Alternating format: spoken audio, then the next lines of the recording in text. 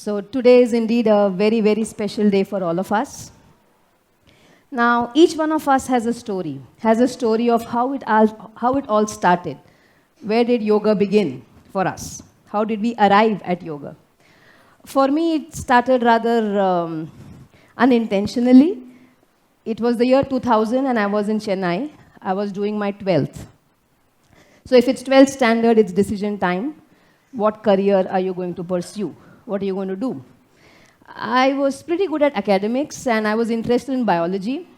So this and that together, people thought I was going to become a doctor. But in my mind, MBBS did not interest me. Now that was the time when molecular biology was seeing new heights. In fact, in the year 1996, Dolly was created, the first clone, the sheep. So I was mesmerized. I was in awe as to how can scientists create life? How is this even possible? So as I learned more about genetics and more about DNA, I grew more and more curious about it. Now, to pursue that, I had to do zoology. But I didn't want to do zoology either because I didn't want to dissect animals. So it was a tough call to make. Now, my scores in 12th were pretty good. I scored, I think, 95 in average in physics, chemistry, maths, and biology. So again, it was then become a doctor, but that was anyway out of question for me. So zoology was the only stepping stone. Now, meanwhile, my brother had moved to Pune. In 1998, my brother moved to Pune for his engineering. In fact, as children, when we came to Pune for every summer vacation, my memories of Pune were, they were wonderful. Two of my cousins were here already. Kaushik and Srinit were already here. Harit and I would come to Pune every year, and Sharan also from Bangalore would join us. Now, coming to my grandfather's house was like a road to fun. As children, all we did in Pune was enjoy. We played all day with my cousins. We used to have games. All the things from the prop room would come out here. Now, when the kids do that, we lose our mind. But as children, that's what we did. All the props would be out. We would build tents and play adventure games. Geeta Perima at home used to shower us with everything that we loved, from toys and clothes and food, taking us outside, parks. She would even actually join us on these joy rides, the merry-go-round, the giant wheel. So it was absolute fun to be here.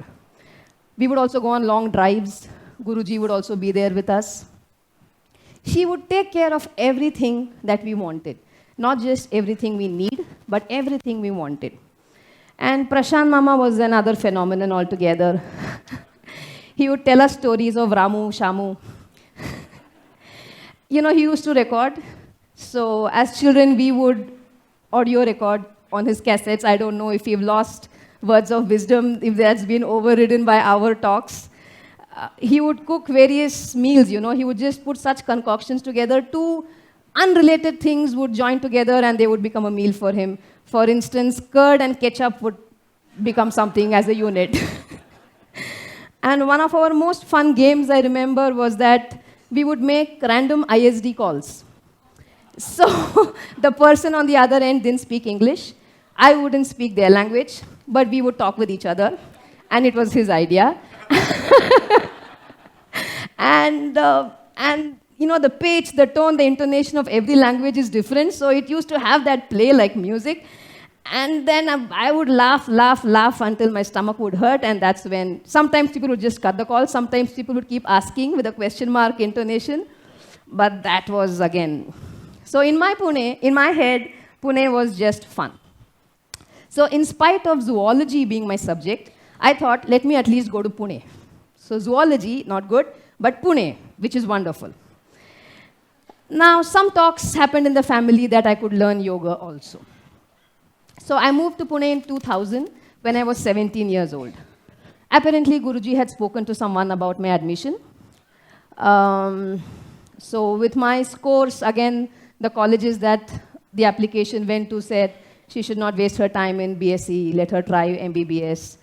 So I got a call from Pune, are you sure you don't want to do MBBS? And I was very sure. So I got admission in Ferguson College for my BSc Zoology. So while getting enrolled into that establishment, I never realized that my love story was to actually begin with this institution. I was always curious, why are people so awestruck by my grandfather? What is so special about him? So many people come to learn.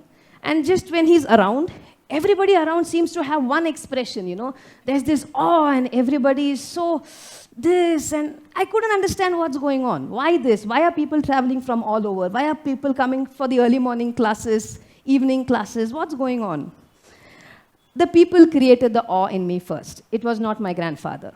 And to me at that time, Geetaji and Prashantji were Periyamma and Mama. I didn't know them as yoga giants at all. So I decided that since so many people are coming and learning, I might as well give it a try. So let me attend the classes. So I should now begin my formal education. So I decided that I would start my beginners classes in the second floor. So I shared this with Periyamma. And she said, no, tomorrow's Friday, 6 o'clock, come for the class in the first floor. And I was terrified. I said, your class, but I can't do full arm balance. And she said, that's easy to learn. She said, come at 6 o'clock, and once you get your college timetable, decide, Prashant's class, my class, however your timetable will fit, do our classes. Now I remember those days in classes, that used to be my spot. And all the classes used to be difficult. I was not a yoga practitioner back home in Chennai when I was living there. So the classes used to be difficult. In fact, I remember one class where Geetaji was teaching Ardha Chandrasan, and I just couldn't get it. Most of the others seemed pretty comfortable. You know this, no? When you're very uneasy, you see everybody else is extremely comfortable. And that makes you feel even more terrible. And that's what was going on in my mind. Prashantji was talking about earthquake today, 2 days ago. So my bottom foot was in an earthquake zone.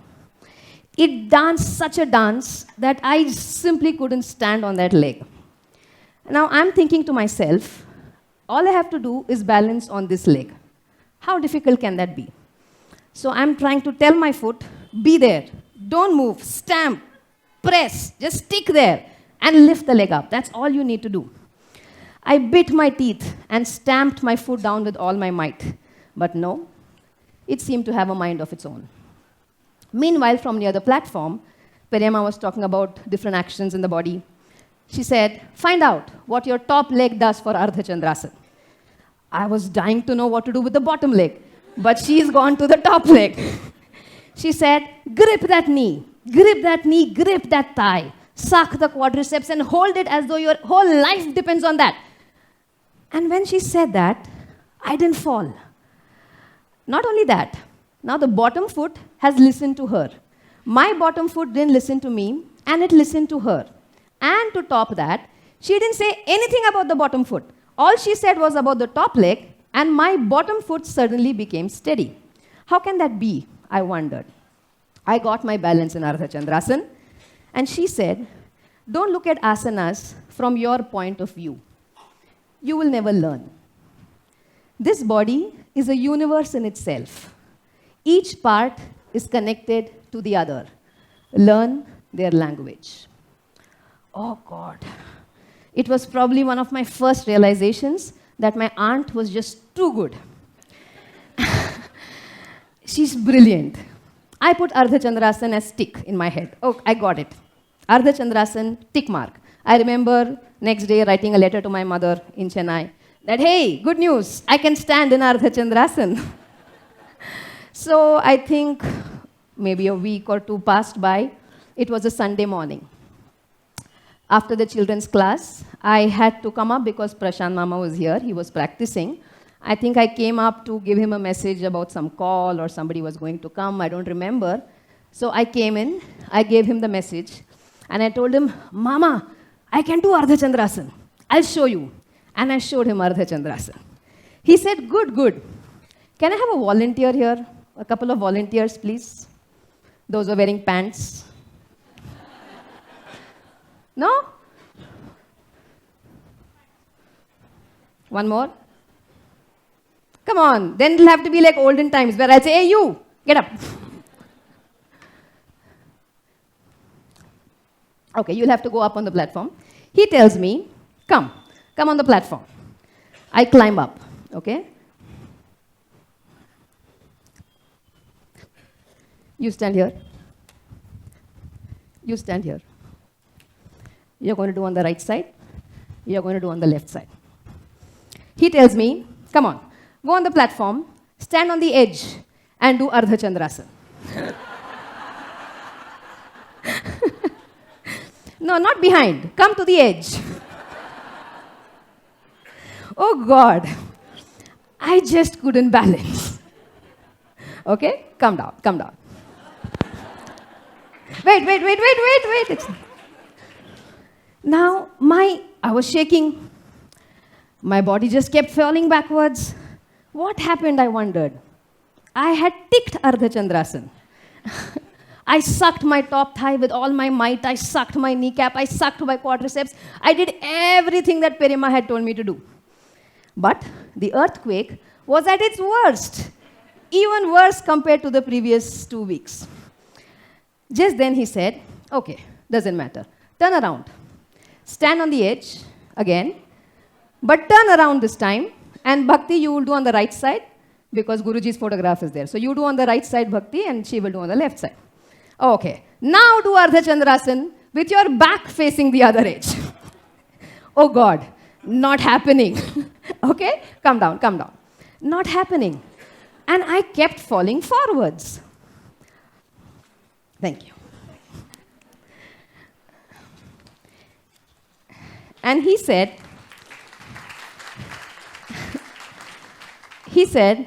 don't look at asanas from your point of view. You will never know it then. Explore the asanas as you will explore the animal world in your zoology. Sometimes, he said, do Ardha Chandrasana standing on the trestler. You know the horse? The standing post support, yeah?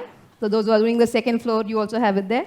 So he said, sometimes you have to do Ardha Chandrasana standing on top of that. Until you do so, there are certain facets that will never open themselves out. And now I am totally confused. Can I stake a claim that I can balance in Ardha Chandrasana? Can I balance in Ardha Chandrasana? Yes or no? And if I'm going to fall, am I going to fall forwards or backwards? I didn't have an answer. He supported my back leg. He held me there. He came up, he held me there, and he said, you never know what you really know until you know what there is yet to know. You never know what you really know until you know what there is yet to know. I nodded my head in awe. Oh my God, my uncle is also brilliant. He walked back to his practice. So this went on. Classes, talks with them, some chats.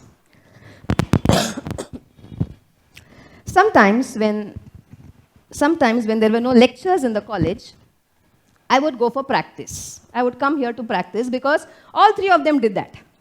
Tata, Perema, Mama, Guruji, Gitaji, Prashantji, all three of them practiced, and whoever came to Pune to learn practiced. So I thought it must be something special to do, the right thing to do. So I decided, I don't have college today, so let me also go and practice. So one such day, I walk into the hall, and as I come in, I'm wondering, is it the right thing to do? Because so many people are doing so many things that I've never seen before. But I still summed up the courage to walk in. I came to a corner there. Tata, Guruji saw me. And he said, good, you've come to practice. And I also hear about your research in Ardha Chandrasana. I'm wondering, oh God, was he there in Perima's class when she was teaching? Was he there practicing when I was doing this with Mama? How does he know? He said, do Ardha Chandrasana. I got scared. He was my grandfather, yes, but my relationship with him was in the house. In the hall, I didn't interact with him. I was only doing classes with my uncle and my aunt. And as I tried Ardha Chandrasana, I was very shaky. He held my top shoulder. He supported my hip with his leg. And I felt so stable. I felt so empowered in Ardha Chandrasana. And while doing so, he said, your zoology professors will give you information. They'll give you information about the outside world. And they will call it knowledge. But do you know yourself? Now, I didn't realize what this had to do with my Ardha Chandrasana. He asked me to do on the other side. And he said, can you hear what your quadriceps are telling you? How come this hip, he said, pushing me a little stronger with his leg. He said, how come this hip affects your alertness in Ardha Chandrasana so much? He slowly loosened his grip, and I came down. I landed down. And he added, until you know the inside world, until you know yourself subjectively, of what use is all this information about the outside world? What will you do with all this information when you don't know yourself? That jolted me. It was there, near the window there, and I was in a state of shock. I was stumped. What will you do with all the information in this world when you don't know about yourself? He laughed heartily and he went into Uttanasana. And I'm thinking to myself, what a brilliant man my grandfather is. It was a eureka moment for me because it suddenly seemed like I arrived at some crucial point. I couldn't pinpoint what it was, but it seemed to be a crucial point. I was, of course, enrolled in Fergusson College for my graduation, but my heart was drawn to this place. Being around them made me fall in love with them. It made me fall in love with this place. It made me fall in love with this subject. In the Shiva Sutras, Vismayo Yoga Bhumika. The Sanskrit word Vismaya means amazement. An amazement filled with boundless joy.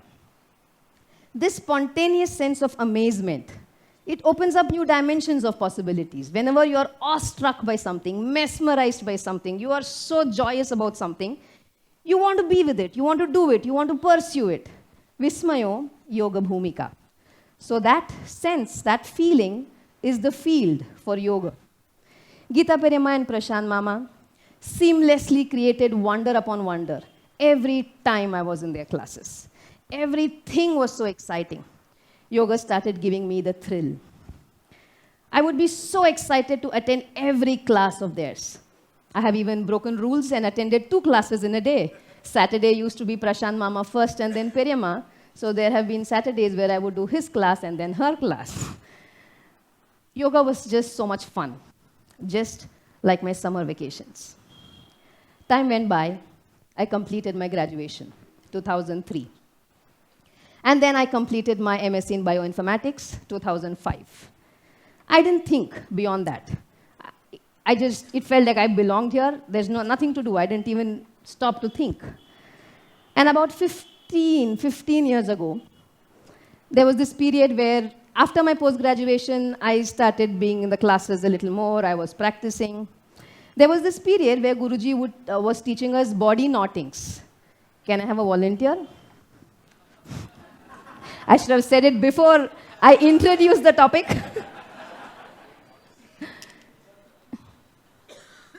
Oh, nahi, tu nahi.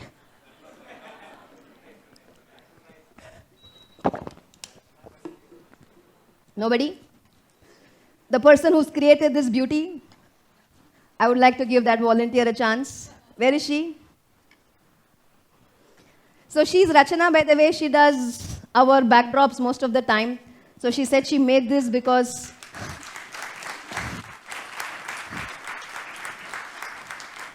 Guruji has sown the seeds for us to thrive. So about 15 years ago, there was this period where Guruji was teaching us body knottings. Sit. Now, body knottings, what are these asanas? You think of the name, body knottings. It's like the body is in a knot. Just sit in Dandasana and try to take one leg up behind your head. I need a visual. Yeah. Okay, so this leg has to go up and it has to be taken behind the head, behind the neck. Okay, you saw it? Can you turn around, Rachana? Yeah, for this side of the audience. There has to be Vismaya, so. Okay, So this was going on. Thank you. So it was in that place Guruji was teaching us Ekapada Shirshasana. So that is called Ekapada Shirshasana when your head goes back. There were, I think, 4 or 5 of us who were there. And Guruji was teaching that every day. It was 4, 5 days, and that day was probably the 5th day, and everything in the body was hurting. But Guruji had made up his mind, body knottings. It was so difficult to get the leg into that position, you can imagine. You can go home and try. Either it wouldn't go, or if it did, it would just slip away in a moment. So on this particular day, there were about 4, 5, 6 of us who were there near the wall ropes. And he was teaching us to bend forward to slide that leg back. Okay, bend forward like Janu Shirshasana and slide the leg onto your neck. Now suddenly I felt a sharp shooting pain in my back. And then I couldn't sit up straight. I tried standing up, and that was not possible either. I told Guruji, and then he gave a few asanas. It seemed like it gave temporary relief, but over the day, the next day, the pain was always there. So after, a day or 2 of that, or maybe the next day, I'm not sure, after I would wake up in the morning, the pain was worse. As we know, we've experienced that. Now I got a little scared. I wondered if I had a slip disc. I have seen a couple of people with slip disc, and I was terrified because they couldn't walk. For them, even brushing their teeth was a problem, they told me. And I was terrified. Is this a slip disc? I confided in him, and I told him, Tata, is this a slip disc? Is this how it feels? And he winked and he said, who knows? Maybe. Maybe. Come on, do Ekapada Shirshasana. I felt so bad. One of those few times where things in Pune weren't so much fun. I felt so hurt. I felt so uncared for. Why is it that my grandfather is not concerned about my slip disc and he's only bothered about my Ekapada Shirshasana? I didn't want to do it. My body language might have given away clues to Guruji. He said, come on, do it. Otherwise, how will you know what has happened to your back? And we are doing this every day. So if you miss today, that means when you start tomorrow, you have to start from square one. So do you want to put the struggle of those last 5 days to waste?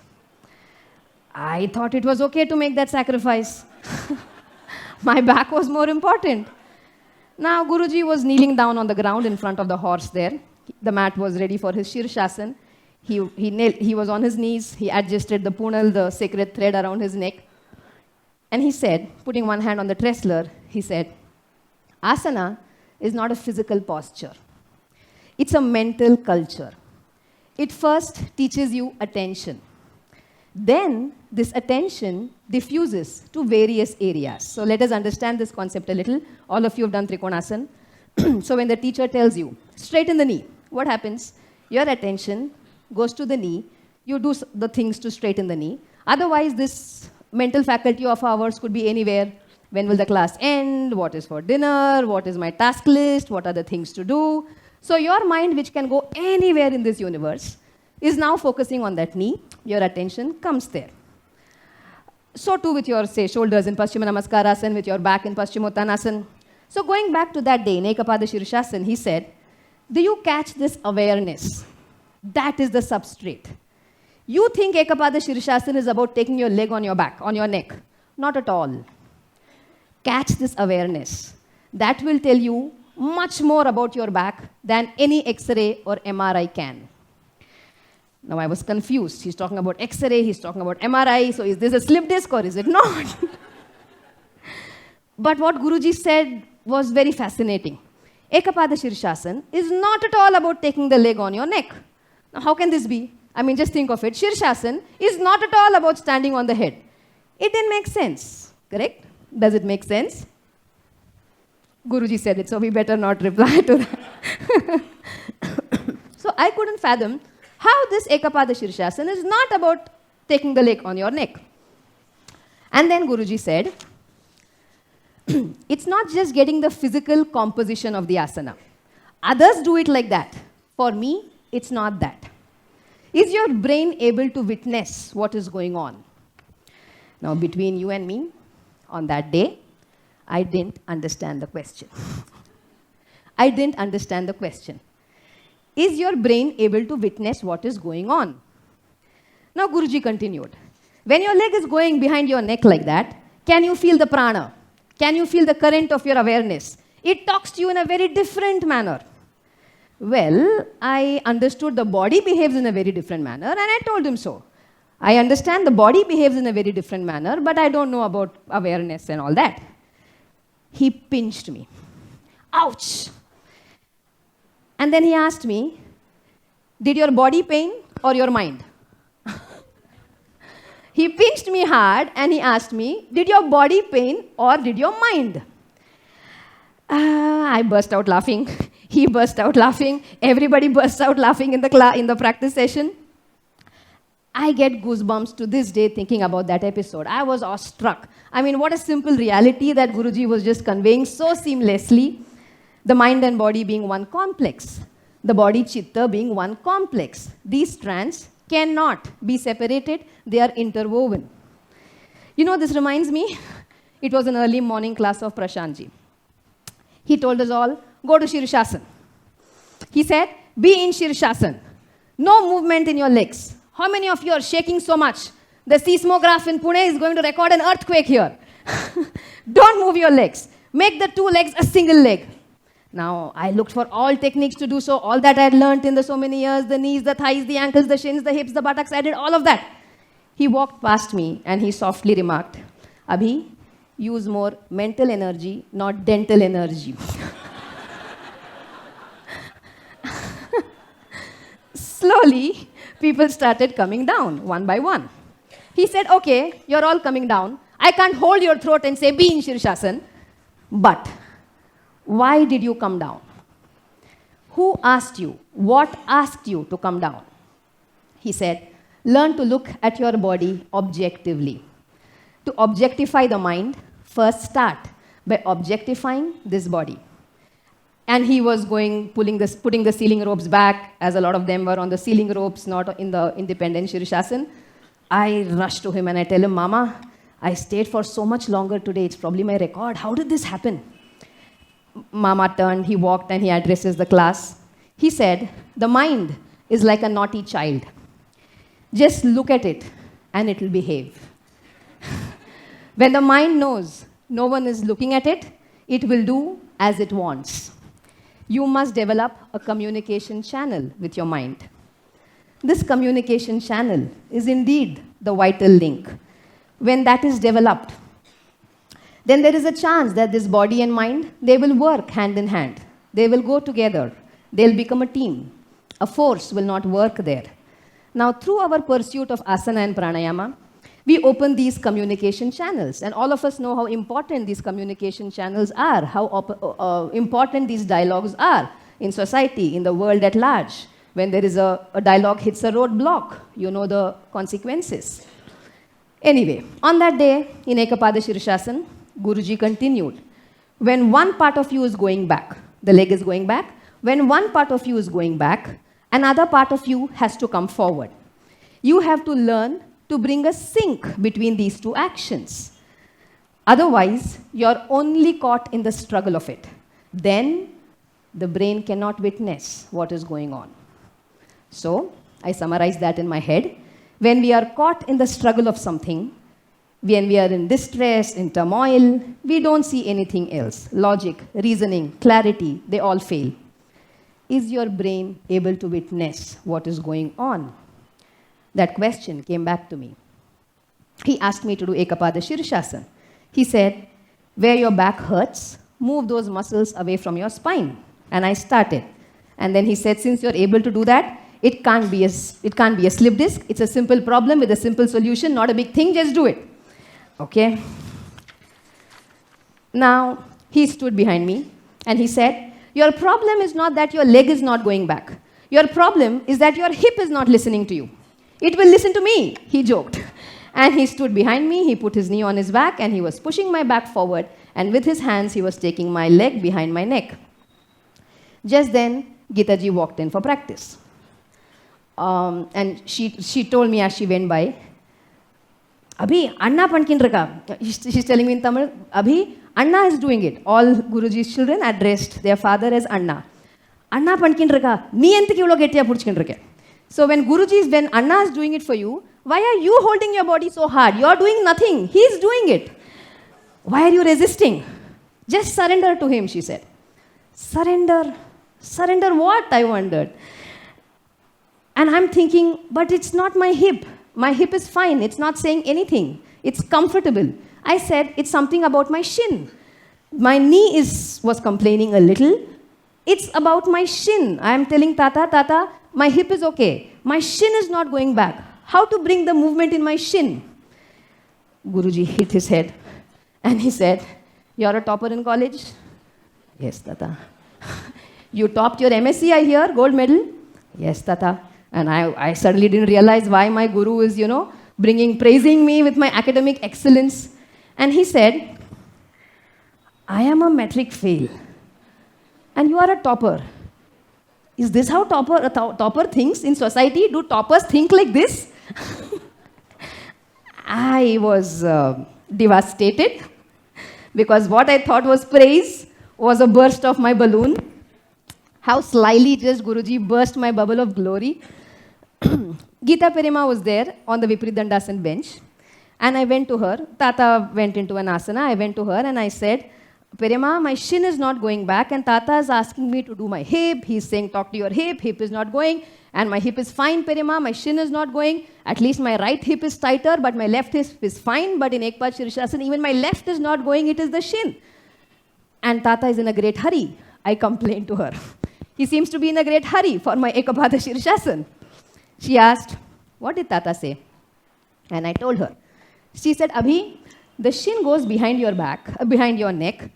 It happens when the hip moves. The shin going back is a coincidence. When the hip moves in a particular manner, the shin has nowhere else to go but there.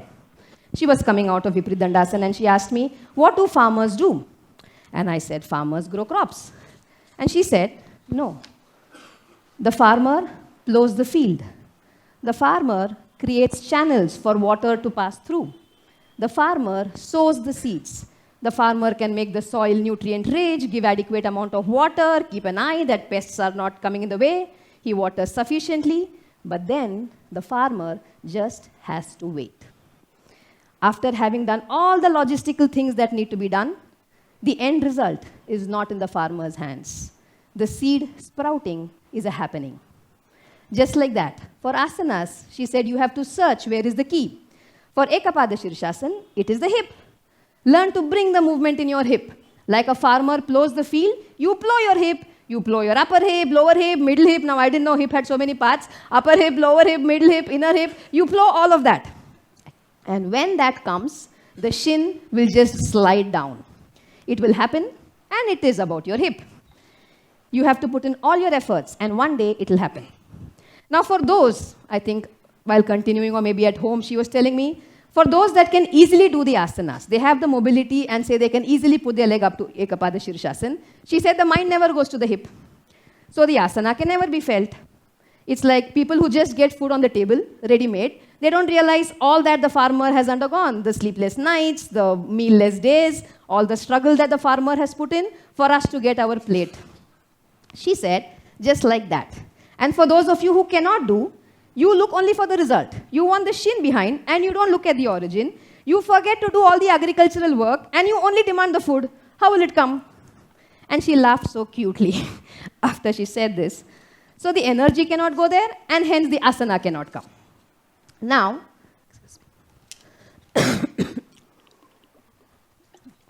so friends, our understanding of asanas and pranayama will be wrong if you don't see them in the light of what Patanjali has said.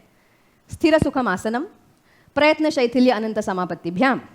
We have so many glimpses of Prayatna Shaithilya in our other activities, small, small glimpses. Now, when you do something for someone you love, you don't think of the efforts. You just do it. It doesn't seem to be an effort at all. But if you have to do the same thing for someone you dislike, the same act feels like such a burden. Now, imagine cooking. Imagine cooking for someone you love, and imagine cooking for someone you wish didn't come to your house at all. It's the same cooking, but the efforts required are so different. Now, of course, there is the process to get to the asana for that key of prayatna shaithilya, which is cessation of efforts. But the mind content, too, is of vital importance here. So the emotion or the mind content decides whether something is a strain or you do it effortlessly. Now, this intensity of practice is not about sweating, it's not about the calories burnt, it's about that involvement. Patanjali says, Tivra samveganam asannaha. This goal is nearer for the one who's intensely intense. Now again, this intensity is about one's attitude. So in Ekapada Shirshasana or Parshvakonasana or Shirshasana, take any asana for that matter, we either don't do much.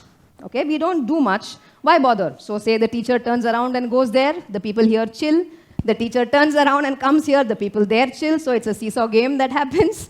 And now we have a lot of online students. So if it's an online class, you have the option to just turn your video off. Or that's one section of people. And the other section is that we become so aggressive. We think that we have it all in us to bring that Ekapada Shirshasana to fruition, like me trying to pull my shin down my neck. Neither will work. Over-ambitiousness never works. Extra attempts are going to tire the body. It's going to tire the system, so it's not suitable for learning. Under attempts will not work either. That's not suitable for learning too. Once in class, Prashantji was saying, you know, lazy people and busy people, for both of them, the work is never completed.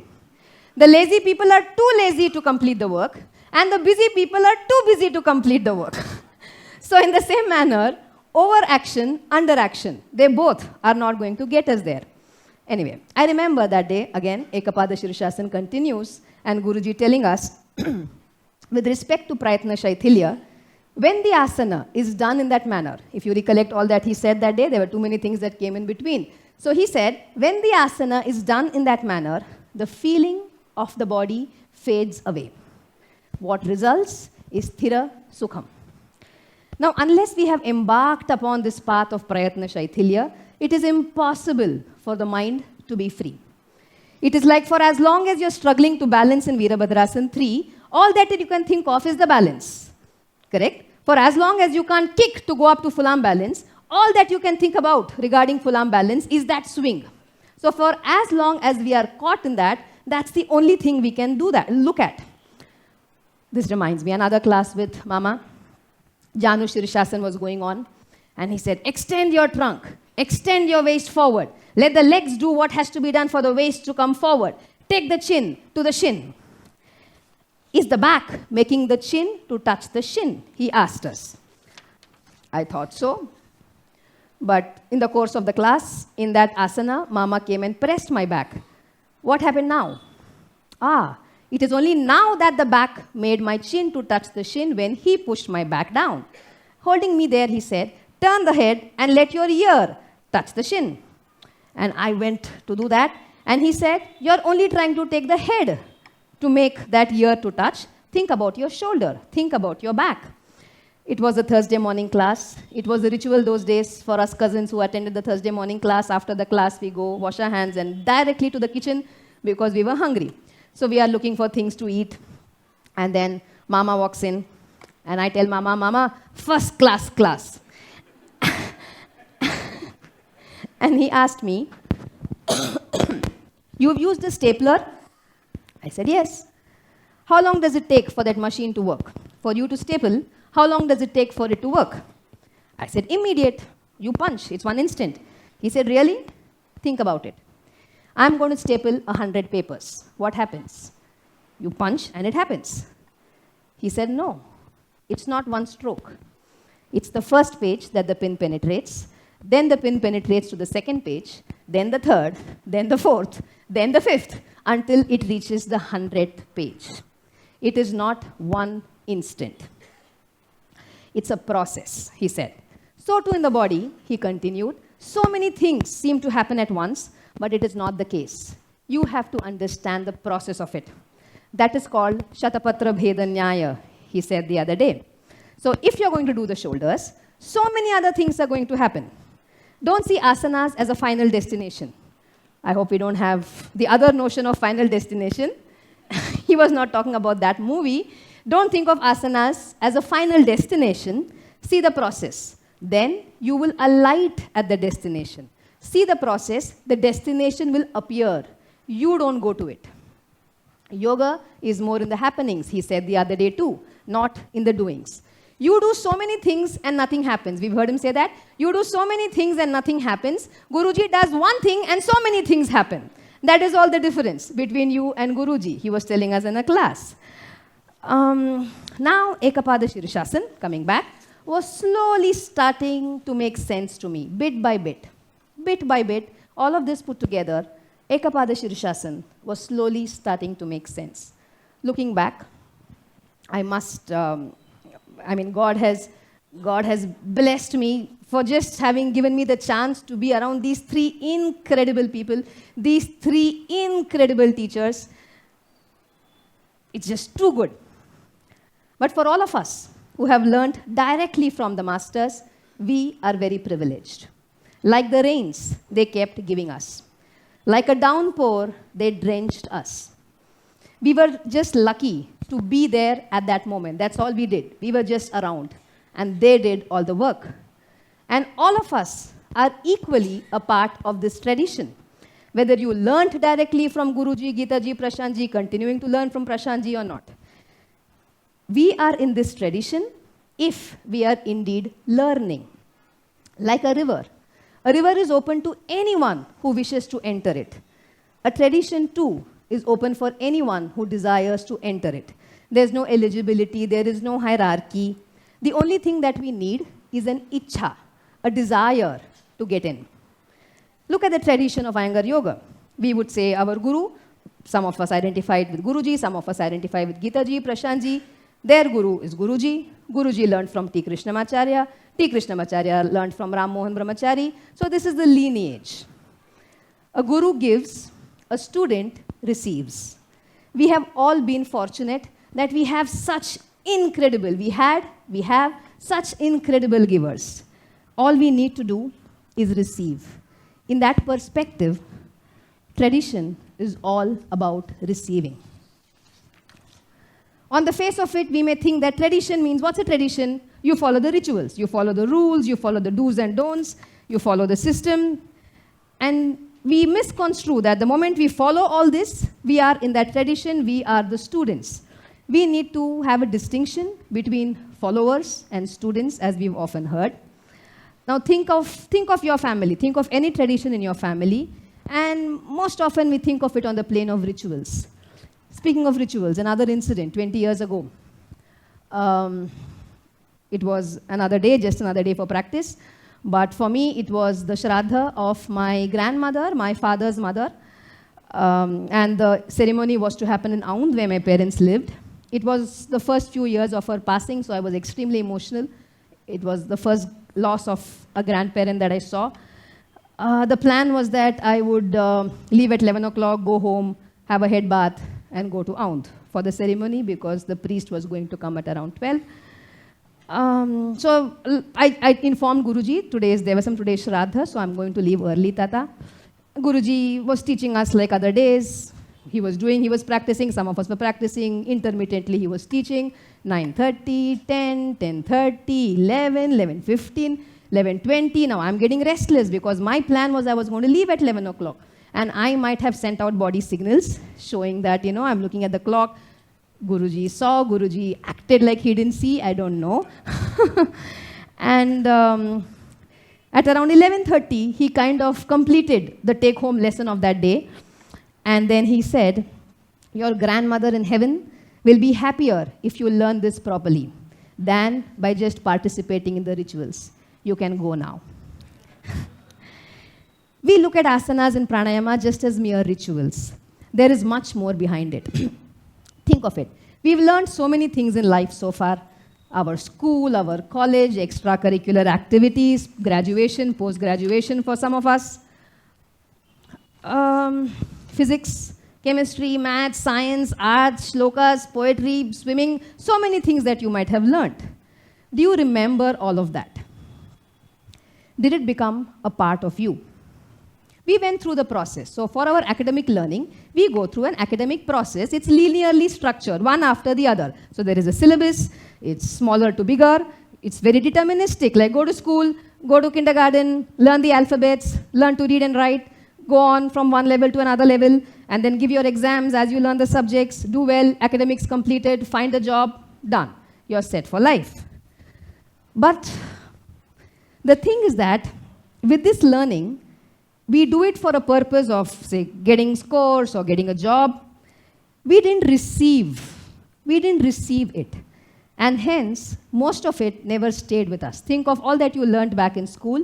Most of that is not with us now. And even if something stays inside in terms of memory, we never really assimilated it. In the institute perspective, think of beginner's class, 2 years in beginner's class, go to the intermediate class, 2 years in intermediate class, come to the advanced class. Now this is the academic part of learning. Let me ask you a question. You know Uttanasan? We know Uttanasan. Yes, all of us? Academically, yes, we all know Uttanasan. But has Uttanasan become a part of you? An evening class by Geeta ji. She was teaching us forward bending asanas. There were many things that were taught. I don't remember what exactly happened. But this Uttanasan that she was teaching came towards the end of the class. Now, for those of you who know the story of Hanuman, you know after the war, after Rama was victorious, Sita was brought back, Rama is thanking all the people who were in the army, and he wanted to gift people. So what to give Hanuman? Hanuman did everything. It was he who first found out where Sita was. So what can he give Hanuman? And Sita takes out a necklace, and she gives it to Hanuman. Hanuman takes it very respectfully. But then he's breaking pearl by pearl, and he's just casting it away. I know a lot of us know the stories, but for the benefit of our friends who are not from India, so he casts the pearls away. And now Sita is confused. She asks Hanuman, why are you doing this? I've given this to you out of affection, and why are you just throwing this away? And he said, no, I'm seeing if my Ram is here. If my Ram is not here, so it's of no use to me. And he throws it out. So at that time, from the Council of Ministers, somebody remarks, they laugh sarcastically, and somebody says, what do you mean? If there is no Ram, it is not yours. You're carrying this body all your life. Is Rama here? Rama is there. And then Hanuman says, I will show you. And Hanuman tears open his chest, and we get the people there got the vision of Rama and Sita in Hanuman's heart. So this is the context. So Uttanasan was going on. And Geeta ji asks us, I think it was after Sarvangasan Halasan, Geeta ji asks us, can you feel the Ram of your Uttanasan? Does each cell in your body vibrate with the spanda of Uttanasan, with the pulse of your Uttanasan? So when I ask you, I'm asking myself, I'm asking us to ask ourselves, has it become a part of us? Has Uttanasan become a part of us? To learn among so many things that we know we need, other important traits are innocence and that emotional urge, that ichha to learn it. When emotion is there in receiving, then learning happens spontaneously. Tajjapastadartha bhavanam. We know of the value of emotions. It's like when a grandmother tells the child to join while lighting the lamp in the evening, the tradition is received by the child. But if it is instructed, take your palms to Namaskar Mudra, the lamp has to be lit with the right hand, the child is going to forget. But the child learns this tradition. The tradition is conveyed. The tradition is imparted when there is innocence and when it's just a part of it. It just happens. For the ease of learning, this academic structure is constituted. Now, when there is an emotion in this academic learning, then the learning transcends. Stand up, legs apart, turn the right leg out, exhale and go down, walk in with the left leg and raise the left leg up, straighten the left arm, straighten the right leg, rotate the chest, stomach and abdomen. Which pose am I talking about? Ardha Chandrasana. This is our Ardha Chandrasana. Once Guruji was teaching Ardha Chandrasana in a class. In that class, there was a man who did not have a leg. Guruji stops the whole class. He helps the man to come up on stage and made that man do Ardha Chandrasana on that side on which he didn't have a leg. That man had a part of the thigh. So Guruji took stools, bricks, and arranged the man in Ardha Chandrasana on that side on which he didn't have a leg. For us, as academic learners, we would have taken Ardha Chandrasana off the list. He doesn't have a leg. We would have just taken it off the list. But for Guruji, Ardha Chandrasana was not about standing on the leg. It was about an experience of a certain aspect of yoga. The thing with our gurus is that they were incredible in generating these feelings. Such waves of feelings, of wonder, of curiosity, of amazement. Of course, many times they were mixed with despair and sorrow and fear and nervousness and all of that, but these things were the first few drops of learning that happened to us because they could generate these feelings in us. And it was that feeling, for all of us who have been under them, it was this feeling which prodded us towards learning. It kind of nudged us towards learning. They didn't academically structure, hey, come here, I'll teach you Tadasana now. That's the first standing pose. That was not how it happened for most of us. Now, this was a completely different method as compared to how I learned most of my subjects in school and college. They gave us like rainfall. Anytime. Anytime they were teaching, it was a rainfall, sometimes it was a downpour, but do we let the water seep in? Or, like modern homes, the flooring is man-made, so the water just goes off into the drain pipes. You know the logic of rainwater harvesting. You let the water seep, the groundwater rises up. So as students, are we receiving what we are learning from the tradition of Iyengar yoga? If receiving is not there, how much ever a giver may give, it just goes away. One last story. It was in my early years of learning here. It was the first time that I had done 108 Surya Namaskars. We were 2-3 of us on Sunday after the children's class, 108 Surya Namaskars, and we were so delighted. We were so happy. It was such an incredible feat for us. I went home, they went home, we all celebrated with our families. So the next day, Geeta auntie and I slept in the same room. She slept on the cot, I slept down on a mattress. So the next day, I turn to the right side and I get up and I try to lift my arms for Karagre and I just can't move my arms. Perima had just finished a pranayam practice. She sat up and I can't move my arms. And I'm telling her, Perima, it's very difficult to do this. She said, what happened? I said, I don't know. It feels like the Surya Namaskar. And then she told me to sit for Ujjayi. She told me to do Ujjayi in a particular manner. She told me to do Antar Kumbhaka in a particular manner. And then I lied down in Shavasana and I probably fell asleep for 5-10 minutes. And then when I woke up, I felt so much ease. It was a miracle, I thought. I mean, something that I could not do half an hour ago, just by sitting in for Ujjayi and Antar Kumbhaka, I would have imagined rope 1 or some twisting to release the muscles, but she just made me do this and then I was back to almost normal. How is this possible, I asked her. She said, Abhi, to receive, one needs tremendous sensitivity. If the soil is too hard, too dry, nothing can penetrate. Anna's subject, Guruji, Anna's subject opens channels in our body that are impossible to open otherwise. Learn. Learn to do with sensitivity. The beauty of this tradition is that it makes us assimilate this dry information. It converts it into an experiential, wet knowledge. And that's how most of us have learned here at the Institute. We think tradition of Iyengar yoga is that it makes us do asanas and pranayama in a particular manner. We get health, we get well-being. Yes, to start off, definitely yes. But that and something much, much more. It is about sensitizing us to know ourselves. So today, as we join to celebrate our dear Guru's birth anniversary, we must look within. We must look within to question and answer if we have received this tradition of yoga that our gurus have made us be drenched in.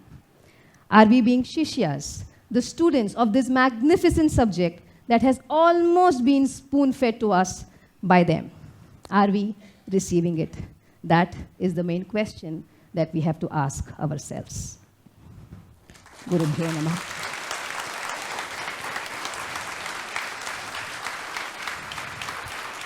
Thank you.